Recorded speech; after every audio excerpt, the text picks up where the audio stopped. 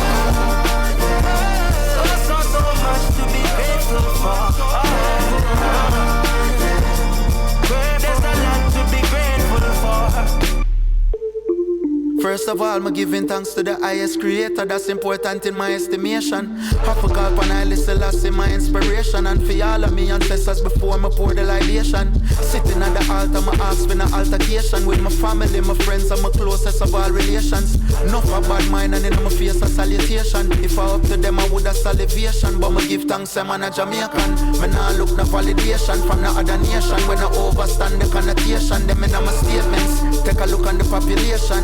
Anything we touch a world domination. So nobody wait for nobody. Me totally, I mill the game like totally. That's Oprah Winfrey do for me. But how can it be so when so many been doubting me? Them a cast down the cloud for me, but still I see the sunshine coming out for me. Grateful. Lot to be grateful.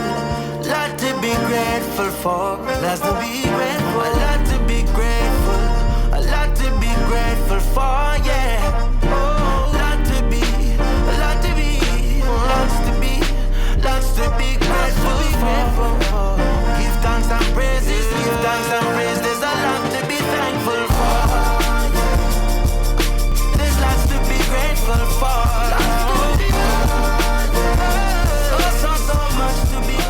So much to be grateful for. How are we doing, everybody out there in radio land? Welcome to Chasing Purpose. I am your host, Syntyche Clarke. Now, people, after I've now committed to eating healthy and getting my body together and working out and yada, yada, yada, yada, I shot it all away this weekend in New York. Eating bare foolishness, not doing what I was supposed to be doing. So Carnival is going to get whatever body I am giving it this coming Sunday. I'm jumping with Exodus and my costume is Tutti Frutti. So if you see me, I'm going to be the roly-poly one. I'm not going to be the swelts, look good, tights, you know. So can I wear my Skims? I see my Skims can go under.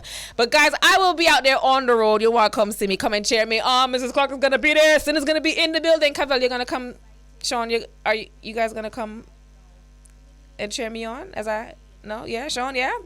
We'll go up on the road. We'll go down the road this coming Sunday. I think it's Sunday, right? Yeah, Sunday.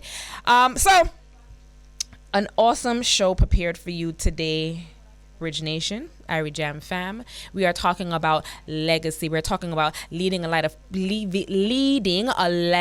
of purpose and the impact that we're leaving, right, on the world. Have we ever thought about the impact that we want to leave on the world? What are we doing right now that is going to impact our communities, impact our neighborhoods, impact us as human beings, impact our family members, impact our friends? When you leave this earth, what is going to be said about you? Leading a legacy of purpose, empowering future generations through positive actions. That is what the show is about today. That is what we're talking about. That is what we are all about here at Chasing Purpose. How are we leaving a legacy so that the generations to come can say, yeah, my mom, my dad, my aunt, my uncle, they did that. And because of them, I am here. It is because of my grandparents and those that went before me. Because of them, I am here today. Because of the impact that they left. That is why I stand where I stand today, quite proudly. Today, we have the practical advisor and Auntie Whitney's Reading Academy coming up. We have the CEO of Ebony in the building, which I'm super excited to talk to all of these ladies because they are leading with purpose. They're leaving an impact.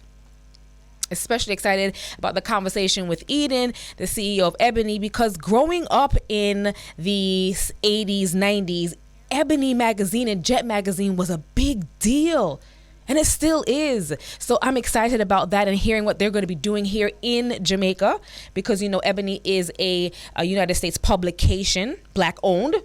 And I'm excited to have that conversation about empowering the future generations through positive impact and the legacy that she is leaving with this magazine. And even stepping into being a CEO of this publication, which is a big deal. So I'm looking forward to that. So we're going to go right into our mindset message for today. Before we delve into the conversation, I want to pose the question, what will your mark look like? As I ask, what's the impact that you're leaving? What is your mark on the world going to look like? As we navigate through life, many of us are faced with the question of what our purpose is and how we can make a meaningful impact on the world. It's a journey that requires us to reflect on our values, passions, and skills and turn them into actions that create positive change for ourselves, our communities, and the future generations. We are living in a time where the world is facing numerous challenges. I'm looking at CNN right now, and it's just what's happening out in the world is heartbreaking. And it can be easy to feel overwhelmed and helpless. But it is precisely in these moments that we are reminded of the importance of finding our purpose and making a positive impact in the world. We can't afford to be selfish. We have to think long term with our actions and how they will affect those who come after us, just like our ancestors did. What you do right now, what you're doing right now within your space, whether it be in your home, in your community, in your workplace, what you're doing right now is going to affect generations to come. So make sure you're doing good. Make sure you're taking up good space. Make sure you're pouring into your space, yourself, and nurturing yourself so that you are emitting positivity. Through our actions and leadership, we have the power to leave a legacy of hope, change, and empowerment for future generations. How many of us have even given thought to that? How many of us have even given thought to what we are doing and how it's going to affect the future generations to come? Have you ever thought that, well, you know what, me and how I present myself to the world and how I pour into my community and how I raise my children, this is going to affect generations to come. Have you ever thought about that? Legacy is not just about what we leave behind, but it's also about the impact we make while we're here. It's about the lessons we pass down and the positive change we create that will outlive us. It's about making a meaningful difference in the world and leaving a positive imprint that will inspire future generations. Are your actions inspiring future generations? Ask yourself, what's your legacy? What is your legacy going to be? What is the impact that you are leaving on the world? How many of us know that we are legends in our own right? How many of us know that we are legends in our own right? And as a legend, what is the impact that you're leaving? As a legend, how are you pouring into the youth of today that are going to be our future leaders? How can we begin leading a legacy of purpose? I have some tips here that I'm going to share with you. Do we need to go to a break first? Should we? Yeah. Okay. Let's go to a break. We come back. We are going to go through leading a legacy of purpose and some tips that you can do right now to do just that.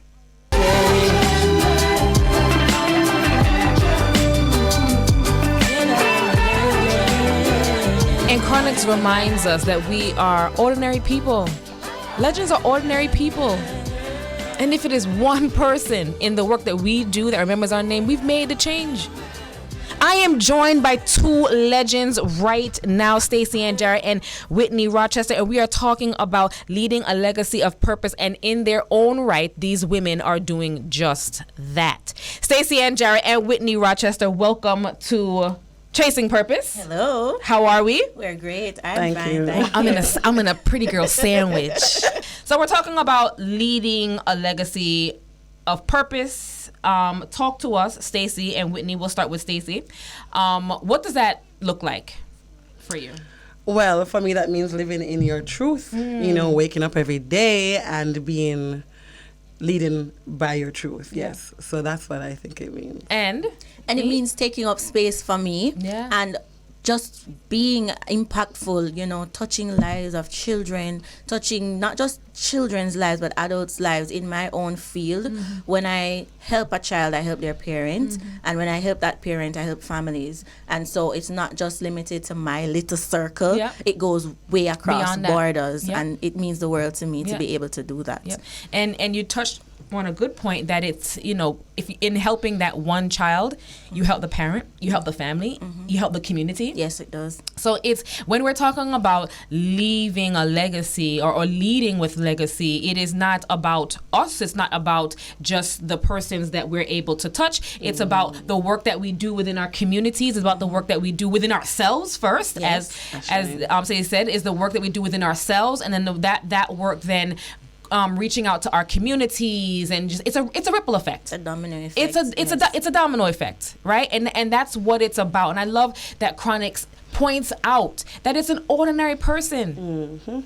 Stacey, Whitney, we're ordinary people. And we're taking up good space, doing good in the world. And then if it is one person, if you're hearing my voice, if it's one person that you change, that one smile that you're going to smile at somebody today, that one how you're doing, that one phone call that you're going to call today, you're making that change. And that's what impact is. That's what leaving a legacy is all about. So tell us a little bit, both of you guys, about your company. We're going to go with Whitney. All right, so Auntie Whitney's Reading Academy is an online-based academy that teaches 6 to 15-year-old children how to read. And I started in August 2021. So after I got my certification and everything, I just sat there and I said, well, what am I going to do with this? And it was in the peak of COVID when there was a lot of learning loss. And I sat back and I said, I have to do something about this. Why not start? And I started with 3 children on my veranda with a 24 by 36 whiteboard. And then shortly after that, I put out an ad online, and that just expanded. Yes, so I started with 3 children, and now I'm about 70 across the 14 parishes of Jamaica. So it is creating change because children are not just learning to read, they're also loving it. And they love to read with Auntie Whitney because not only do they read, their confidence is also impacted. Because when you can read, it opens you to a world of opportunities. So we're online, 6 to 15-year-olds, and we also help parents as well. We provide support to parents, resources on YouTube, we're on Instagram. So even if you are not participating in our classes per se, you are also being helped offline, so you're getting tangible things to help your children at home. So it's for families as well. Yes. So before I get to you, Stacey, what I heard there is I started with a whiteboard and 3 children. Yes. So who right now is thinking they need 15 people to sign up, they need the pretty space, they need X, Y, and Z? Just start. That's what I just heard. 3 children. I heard just start. On my veranda. It just dropped into my spirit as Auntie Whitney was talking. Whatever it is that you are wanting to do, whatever that aspiration is, just start. Do it, do it, just start. Pretty in pink. You know, it's funny. So I am a financial advisor, and I actually met Whitney through a consultation. And so you guys know each other already? Yeah, we're friends. I thought I was bringing people together. All right, fine. No. So I met her and listened to her passion about what she does. And I've actually sent a friend over to her who was having hell of a trouble getting her child to be able to function in school. And she was paying good money in good prep school, and nobody could reach him. And in less than 6 weeks Auntie Whitney had him reading. So sorry, yes, I have to Yes, talk about my Auntie friend because she's doing amazing things. And No, people, this is awesome. yeah, I mean, she was spending like good prep school money, like good prep school money, and in 6 weeks. Whitney had him Why reading. Stacey want me to who cry? No, but I'm big up, girl, like for See, real. why is it that we don't want to receive our flowers when they're being given? Right. Why is that? We as women, right? Receive your flowers. Yes, girl. Right? Your friend is bigging you up. Receive your flowers. Financial literacy for women. Right. And so this now leads to my personal passion. Women literally are, like, it is said that if the consumer economy had a gender, it would be female. Women drive 80 to 90% of spending. So it's important for women to understand financial education and financial empowerment. Yeah. Research also shows that women are a little bit later in starting to put these things together. Yet still, we are the cornerstones of our families, of our economies, and of our society. It's important for women to appreciate and understand financial planning, financial empowerment, because it helps everybody across the board. Absolutely. And so as a practical advisor, I listen to people, I listen to their passions. It's not just about selling insurance. Yes, we sell insurance, but that is not the case. The issue is listening to people's goals, people's dreams, especially women, because that's my niche, market, and understanding where do they want to go and how can I advise them on how to get there. It ends up being relationship advice, it ends up being business advice, it ends up being all kind of advice. So that is who the practical advisor is. Now my other business, the fashion sense. So that one started again in COVID, Whitney. I was afraid to go out there. I said, no insurance. I was like, Lord Jesus, what am I going to do? Because, you know, we have to keep doing things. Yes, we have to turn our hand like fashion. Right. Yeah. And I have aunts who are shopaholics in the States. So they're going to buy clothes and them They like me. Yes, honey. I like people like you. And I said, here, what you do? Just pack a bar with some clothes and send come. And I started selling those clothes. So the idea behind the fashion sense is that we are repurposing clothes. A lot of people buy clothes, especially women, and we wear them one time, and you can't wear them again because you don't want nobody seeing the clothes them 2 times. Which is foolishness. Right? I am a repeat offender. You're going to see this blazer and it's just a heap of times. I don't spend my money just to wear things one time. I think that's foolishness. Yeah, but okay. Sometimes you buy something and you don't like it. I take those things and I sell them back for you, and I give you some money from it. And let's talk about cost per wear too. You're talking about building financial literacy, Precisely. and as we're building our wardrobe. When you're buying things, ladies out there, make sure you can wear them at least. If you can't style it at least 5 different ways, leave it alone. Yes, leave it right there. So okay. Okay, we don't. It's no more. We buying things to collect dust in our closets. No. So, and then what I'm hearing, and for both of you, right, with the fields that you're in, it takes your emotional skills, your mental and your physical all play into this. Right. It does. And that's something that we as women need to understand when we are stepping into and pursuing our purpose and we're leaving a legacy. Understand that we need to kind of make sure that we're nurturing ourselves, because the output that we're putting out is not just, all right, this is your goals and your dreams. You want to read this, but how are you bringing yourselves? How you're taking your personal passion, you're taking your mental wellness, all of that stuff is poured into what you do. You know, so as we talk about leaving that legacy and stepping into our purpose, all these things play a part. Tell me about the various backgrounds of some of the children that you've worked with. Some children come to me not being able to read at all. Not knowing letter sounds, not knowing the letters of the alphabet. We're talking about 9-year-olds, 10-year-olds, not being able. I remember one time I had a student, he was in grade 9. And when I did my baseline assessment, he was reading at grade 5. And within 2 months, I was able to help him to become independent at grade 9, progressing to grade 10. And when I did his outgoing assessment, I cried literal tears because he felt in the beginning that he wasn't good enough. And so I had to pour into him extra. I have children who are not so much struggling with reading per se, but they're struggling with their confidence. So I also help there. And then I've also met children who have special needs. So I've had autistic children, I've had children with ADHD, I've had children with dyslexia. So it's being able to bend and flex and use evidence-based strategies to teach these children to read, helping them with the resources that they need. So not just confidence, it's also helping them academically, because we know that reading is the foundation. Absolutely. You have many children who come to me from inner city communities. I've had children who come to me from quote unquote uptown, and so there's usually a stigma. And so my job is to be that middle person to shatter the stereotype and to help these children to progress. Yes. So I've had a wide cross section. Confidence. Confidence in children and in families.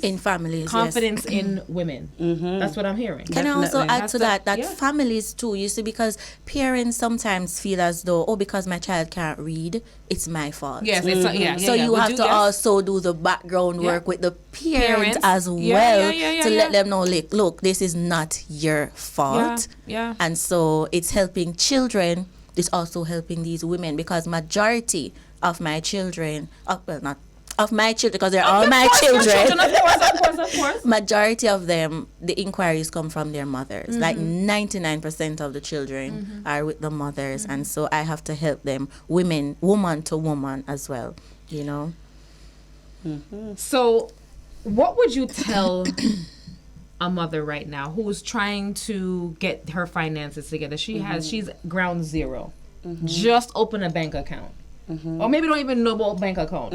What would you tell a woman right now who's listening? Well, the first thing I'd say to her is, honey, you got this. Come on. First thing, you got this. Confidence. You got this. That's the confidence. You can do that. Yes. You got this. And then you have to start literally putting plans in place. Identify where do you want to go. What kind of life that you want for yourself and your children. But it has to start with you first, because if you're not okay, honey, all we do for the pit limit not going to work. That's true. You have to be about you. You have to pour into you. You have to take care of yourself. Then the next thing I'd say is look at opportunities for earning. If you don't have all the education in the world, whatever once you have breath, literally anything you can put your hands to, you can. If you can bake, you go bake. If you have clothes laying around your house or things laying around your house that you can monetize, monetize them. Touch your friend and say, do you have anything I can monetize? Can I sell? Can I sell? And you get things going, but never give up. Nothing, wherever you are, it's not the end. Like, you can go elsewhere. That's the first thing. Of course, other things you have to talk about. Now, once you start earning, you have to understand that. Is it this thing about paying yourself first? Is it? Literally, I will encourage everybody to ensure you have at least 3 to 4 bank accounts. Yes, I've read this. Is it any money that comes into you? Immediately, once the money hits you, start putting the monies away. You need to put at least 15% of what you earn away for your savings in an account where you cannot touch. Do not touch it. Don't go there. Or when the roof drop down and what the hell happen, leave it. That is your investment in yourself. So you wake up every day and you go to work and you do everything that you are supposed to do. What are you paying yourself? So pay yourself first. Take out your 15% and put that down. Then you want to look at your expenses. Sometimes we're spending money, you see, and we don't even know what we're spending. There's a thing called emotional spending. Whitney. If you anything that you're trying to manage, you have to understand. And so it's important for you to understand how you're spending. So we encourage tracking your expenditures. At least for 1 to 3 months, you want to track your expenditures. Literally, any dollar you spend, you want to write it down. You can put it on your phone. There are apps that you can download. You can put it in Google Sheets if you want. But you want to make sure you're tracking every dollar that you spend. When you track your expenditures, you will then know what actually is going. So if You're somebody who your budget, and before month end come, the budget, you don't know where the budget goes. Yeah. What do you do then? I find it a lot. It is because you're not tracking your expenditures. So you're spending on things that you don't even realize. It could be you're giving away money, or you buy one like ice cream, whatever it is. Don't judge yourself in the process of tracking your expenditures. Just track it so you can see exactly what is going on. Once you've tracked your expenditures and you know what's going on with your money, then the next step is that you want to ensure you build an emergency fund. Now, an emergency fund needs to be anywhere between 3 to 6 times your monthly expenditures. So in tracking the expenditures, you're going to know what your monthly expenditures are. Then you're going to go on a mission now to build an emergency fund of 3 to 6 times. Now, the thing about money is, you see, when you're stressed out, you do all kind of foolishness. All sorts of foolishness. Okay, I can all the attest. things where you're not supposed to do, you start doing everything where you never want, where you are, where you are, you want it. No, you feel for something nice, like when much. To appease that, exactly. Yeah. But what you have to understand is that when you are feeling down, you want to feel good, and unfortunately, as children, Jamaican children, I don't know about where you grew up and come from, but when you are being celebrated at KFC, them carry you first. Yes. So whenever you get stressed, the first thing your mind goes Treat to yourself. is KFC. Treat yourself. So if you're living in a space where you're always stressed out, you're gonna always want to be treating yourself. So again, mental health is important. Yes, I was gonna say we need to be arming ourselves with these tools, right? Women, we need to be mindful of this information. Yeah. Tell us where we can find this information. How can we find? Well, you can book a consultation with me. That's free, by the way. And we can just go, and it's free and it's confidential. Yes. And we can go through Which is important. what your triggers are. Because it's literally a mental health issue, you know? Yes. It's triggers. Triggers and trauma. Right. A lot of us grow up in households where we see mommy and daddy working. And, you know, just there's always a sigh about money, or there's always a stress about money or keeping it or whatever. So and parents don't even realize that sometimes when they say things or when they do certain things, that the kids realize, oh wait, mommy didn't buy me this time, or mommy said I can't afford this or whatever. Those things stay with us as when we grow into adults, right? So we have to be mindful and cognizant parents of how we are arming our children with the knowledge of financial literacy, which is something we should be doing from an early age. Oh yeah. Yeah. Sometimes I think I started too early with my daughter, because let me tell her something. She's a beast. But that's great. She's a beast. No, but that's great. She's a beast. And we need that. It has been lovely speaking with you guys. Please follow us. Give me the handles again. At AW Reading Academy. At AW Reading Academy, and at the Practical Advisor JA. Just like that. All right, we are going to jump to some quick music, and when we come back, more right here on Chasing Purpose.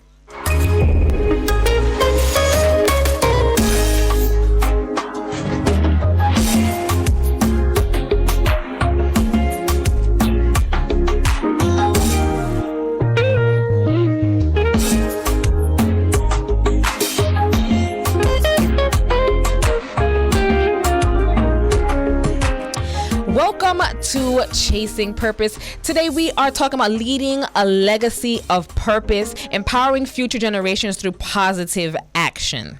And I am so excited for this conversation for many reasons, and I'll share the first one before I go into this gorgeous Queen's bio. So growing up in Queens, my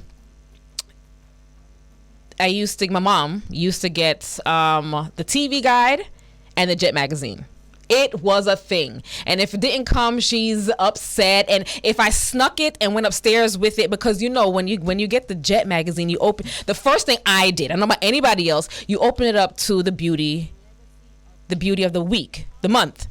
And the aspiration was always, I'm going to get into this magazine. I'm going to be here. And then going with my mom to get her hair done in Brooklyn, there was always the Ebony magazine. And that was my first venture into, or my love of touching a magazine, smelling a magazine, was Ebony. That just the celebration of Black culture, of Black people, the positivity of it. We saw politicians, we saw actresses, we didn't have influencers back then, but you know, we had this celebration of Black culture, and I am excited, beyond excited, and honored to be joined by the CEO of the iconic brand Ebony and Jet, which she acquired in 2021. And I'm going to have her tell her story.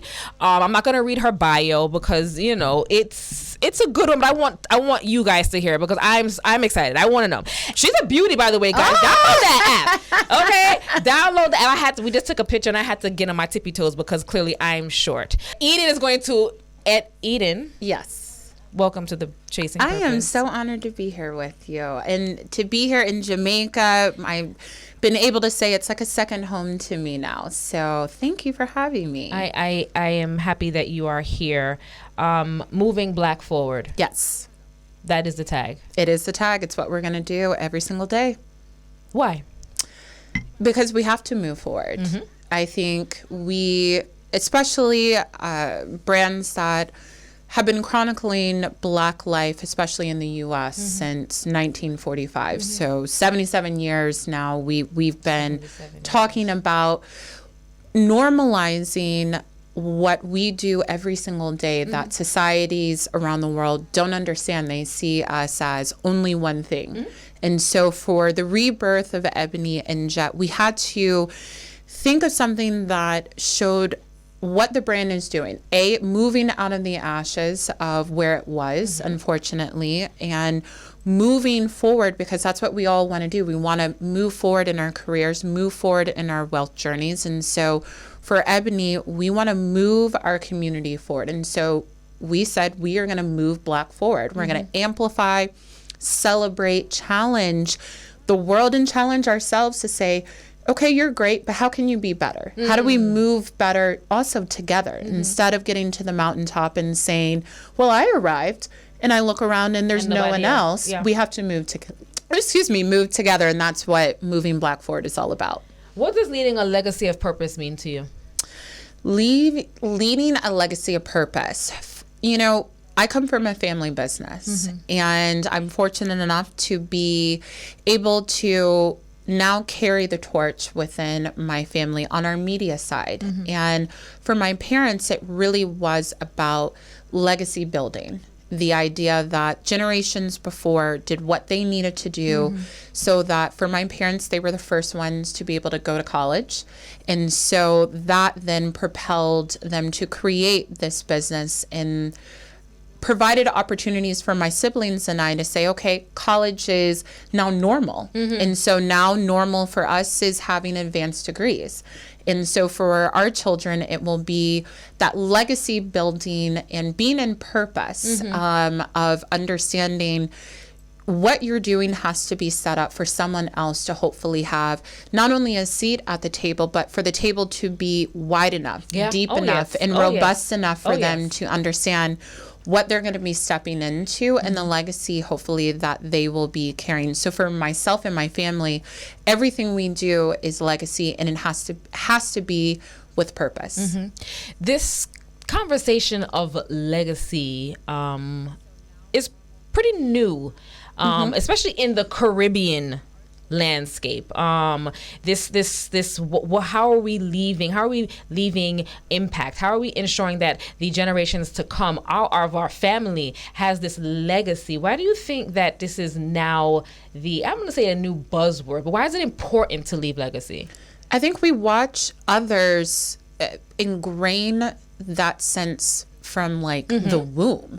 It's not even a conversation. It is ingrained in them that legacy and that kind of family oriented of we're moving together as a family unit. And so I think so many times I want to be able to be something, and you forget that, okay, you made it, but it's back to my saying, make it to the mountaintop and you look around and no one's there. Yeah. And so the loneliness of that legacy, you did all of that work for what? And so I think we're realizing that, okay, you made the journey in your career, whether it's in business or entertainment, but what impact did you make, and what is someone going to be able to truly profit off of your hard work and build their legacy on top of what you? And I think we as African descent or Caribbean or however we want to say it have to do a better job of doing that together and building that legacy. And that's partly why I'm here, even in the Caribbean, is trying to foster those relationships so that that legacy building is done not just here in the Caribbean, but done as a borderless journey for all of us. Yeah. And I read an article where you spoke about you wanting the brands to be borderless, right? To have that, to be that bridge then. Yeah. And it's so important because we are all of African descent, but there's this almost segregation of I'm Caribbean or I'm this or I'm that, but coming together and unifying us, and that's really where the crux of the matter is, right? Moving us all forward. Yes. Not just us as Caribbeans or us African Americans, but moving us all forward. Yep. Together. What did your personal journey towards self-empowerment and finding your purpose in life look like? Oh gosh. How much time do we have to go through it? I think, especially I have an almost 2-year-old daughter. And if you would have asked me that question 2 years ago, almost, my answer would be very different. Yeah, of course. I think for women, when we enter into certain journeys, we have to allow our kind of understanding that what worked for me 2 years ago isn't something that may work for me now, and that it's not something that you arrive at and that you, this is kind of my self journey and I don't have to keep working. I don't have to keep finding new ways because life is ever changing. And the newness of now for me, this journey with Ebony, the newness and journey of motherhood has made me really reflect that I have to constantly be working at it, constantly be seeking new ways in order for me to be the idea of any type of balance, any type of wholeness, or any type of fulfillment that is not fake or not a facade that I think a lot of times we do. And especially as women, we definitely put on a facade that I have it all together, and that vulnerability of saying, I don't have it all together, and that's okay. Yeah, and that's okay. And even stepping into a role such as the CEO of such an iconic brand, what goes through one's mind when you even know that this is about to be your role? I have to say, so the whole journey kind of started very different than what I imagined it to be. We were all in the world in July of 2020, sheltering in place, trying to understand this invisible thread of coronavirus that you thought, oh my goodness, is it coming for me, for my family? And so my family, we were gathered together, and my father said, hey, there's an opportunity for us to potentially purchase Ebony and Jet out of bankruptcy. What do we think? Now, we're a very private family. We do not seek the limelight at all, but this meant that we were going to have to be more public facing. And what it all comes down to us is our prayer, and we're a family of faith. And so for me, it always comes down to, am I understanding that this seat that I'm in, I was put in this seat for a purpose, not for my own purpose, but hopefully to serve God's purpose. Yes. And so for me, answering that question of what does it feel like, and it's scary, it's overwhelming, it's everything, but it also is a feeling I'm meant to do this because it was aligned in purpose by my faith. And so everything else, the good, the bad, the ups and downs, I don't have to worry about because I know the path that I'm on. What are some of the challenges that you face stepping into this role as CEO, as a woman, as a Black woman, a mom, a wife? Like, what are the challenges does it take or have you faced in becoming a CEO? I think it's more letting go of the word balance, because funny enough, I was watching a commencement speech, and the woman was saying, if you see me excelling in one area of my life, know that another area is probably in just complete mess. And that was so profound for me because you wear so many hats. So you said it, CEO, mom, I'm a wife, I'm a daughter, I'm a friend, I'm all of these things, yet when am I eating? And so that idea of balance and understanding that it's not something that I need to worry about because everything has a season. Yes. Right now for me, my season is growing this business. And so if it means I don't get as much time with friends, the true friends that I have are going to understand that. Oh, yes. Oh, and yes. so for me, it's really the challenges. The number one was letting go of balance, the word balance. The other is that people are tough. And they're going to try you and try you in new ways, especially if they think that you are young or that you're a woman or you're all of those things plus a woman of color. And so for me, it's really going back to my prayer life and understanding that this life is not meant to be without challenges and that I should seek them because they're refining me to be a better me. And so that's how I've been able to face the challenges, but also be able to overcome them. The importance of understanding who I am or who Eden is, right? Or who Syntyche is, I think is very important, especially when we wear so many hats and we're doing so many things. We're talking about international. So you're between, you know, the United States and wherever else you know, you're going to be bringing Ebony and the brand, you know, it's important to know who you are, who we are as at the core of who we are and the values of which our parents would have instilled in us. And I'll ask, what is a family business? What were some of the core values that your parents instilled in you growing up? Well, number one, their money was their money. It was not my money. It was not my siblings' money. So we learned that very quickly. An important one. Yes. An important one. Yes. We learned the value of $1. And so, you know, I think for any family that if you're able to acquire any type of wealth, usually those parents then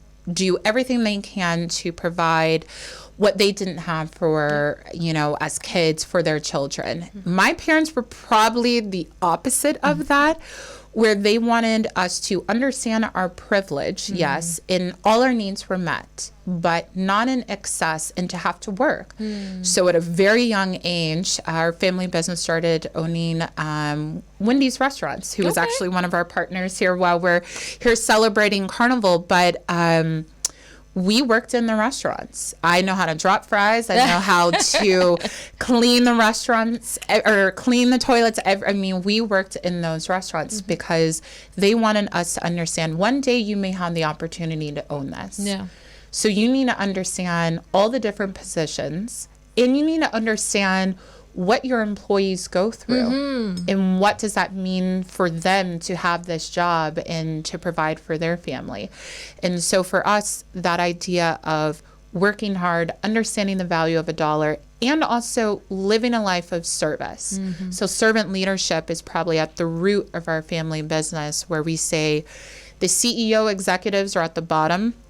For us at the time, owning restaurants, that the guest was number one. We were in service of every other person and living out that in how we treat people, the programs we have for our employees. It really is about service, and it's about taking care of your people. Yeah. I want to jump to a quick commercial break. More with Eden Bridgeman-Sklenar, CEO of Ebony and Jet, when we return.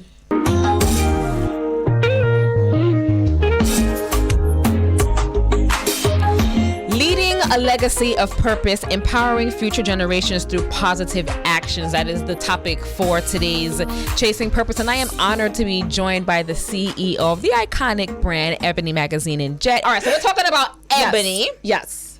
And Ebony coming into the market, the Caribbean market. You're here this week. It's Carnival week. Let's talk about all the activities that's going to be happening. I mean, we are going to be everywhere. Yeah. Because we really wanted to experience what does it mean to have carnival here in Jamaica? Like, what is it? Like, what are all the different parties? What are all the different experiences? How do people plan the week? But also, we want to share what we did and how people celebrate the season for our audience. And so we have cameras, a whole crew that we brought with us in order to really ingrain ourselves into the experience. So we're going to be hosting a celebration of our recent release digital cover. That's a vibe, by the way. Have you seen it?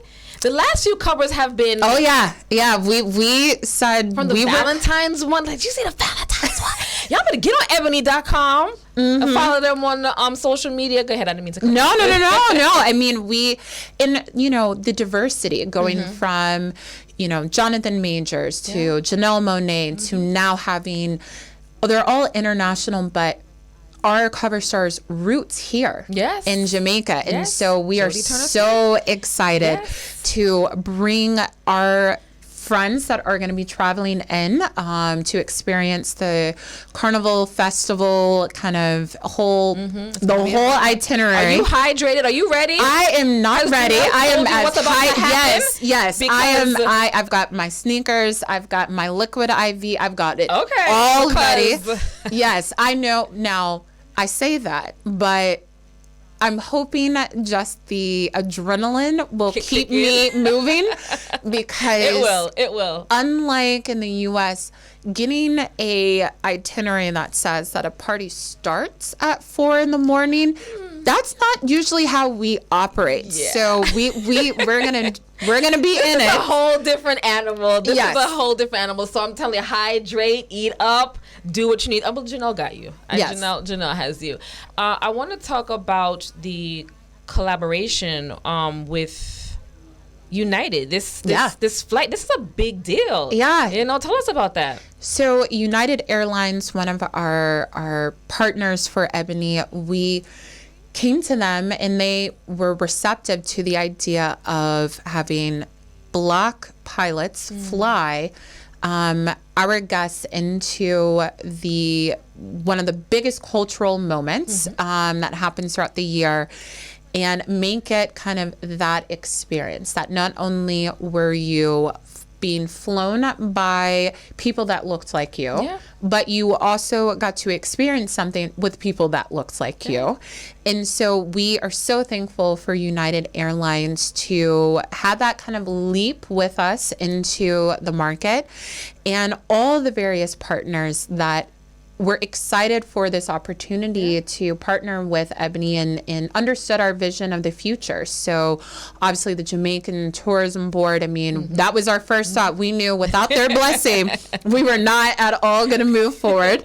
But for Frenchmen, for Gen X, where we're going to be able to have our own bus with the parade. That I mean, just Wendy's for Chaka. I mean, just all the partners that said, we see the vision. We want to partner with you all year one and build upon this. This isn't a one-time, we did this and you never see us. We're putting roots here, and we want to come back year after year, not just for Carnival, but for all of the cultural moments, while also celebrating the everyday.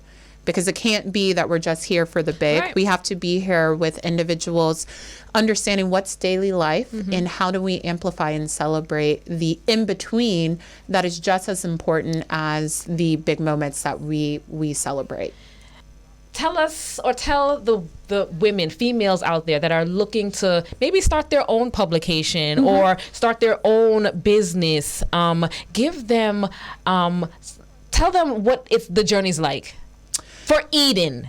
For me, it is ever changing, ever evolving, and you have to pause and allow that to be fun. Because so many times we want it to stay the same, and it's not. One constant in life is change. It's always going to be changing. And so I also tell people, everything that you've done in your life is preparing you for exactly the seat that you will move into.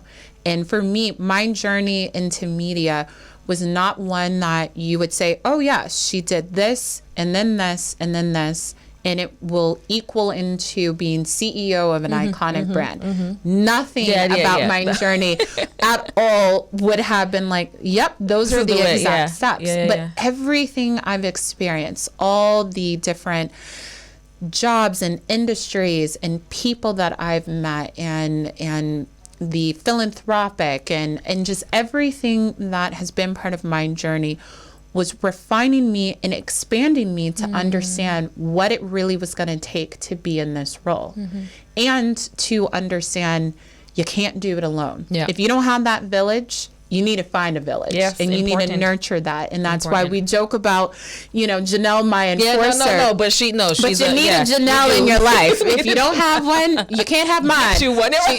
She's taken and she's accounted for. But you have to have that support. You want to have that dream, go for it. I say, if you want to do anything in this life, go for it. But you can't do it alone. And you have to have that village around you, because it does get tough. There are those nights, there are those days where you want to just say, why am I doing this? That's where hopefully that prayer life, but also having that village to go and lean on is so necessary. Thank you for including us. And when I say us, the Caribbean, I mean, being born in New York, I am of American descent, so I know of the brand, but the inclusion of, because I am Caribbean through and through, including us and, trying to unify us. And I'm sure it'll be ebbs and flows there, but even having the vision to do this, I think it should be applauded. And I thank you for that, you and your family. Tell us where we can find you and where Ebony is, so that we can all be a part of the moving Black forward. I mean, yes, you can find me on social media, but again, I am the worst. Like, if you saw my library of photos, like, I've captured it all. And then the time passed. But truly, if you want to find me, go to Ebony Magazine on Instagram. Follow us on all social media platforms. Go to ebony.com. You want to see what I'm doing? That's what I'm doing. You want to know where I'm moving? That's where I'm at. And so for me, you don't need to see what I ate. You don't need to see what I flew on. That does not matter at all. What matters for me truly is you've seen my hand, hopefully, through these brands, moving Black forward. Awesome. Thank you, Eden. No, thank you. I look forward to all the awesomeness that Ebony and Jet is going to be doing in this space. With you. So listen, it takes a village. It does take a village. We're not doing this alone. No. Partners like yourself are going to be key. Yes. Guys, this is Eden Bridgeman-Sklenar, CEO of the iconic brand Ebony Magazine. So I ask again, Bridge Nation, Irie Jam fam, what legacy are you leaving behind? Thank you to everybody who joined us today, to my amazing Chasing Purpose team, Sean Ferguson, Jeffrey Brown, my producer, Dominique. Big up, Kevin. I see you around there. So thank you. Irie Jam fam, love and all the best until next time. Wishing you love, light, and of course, purpose.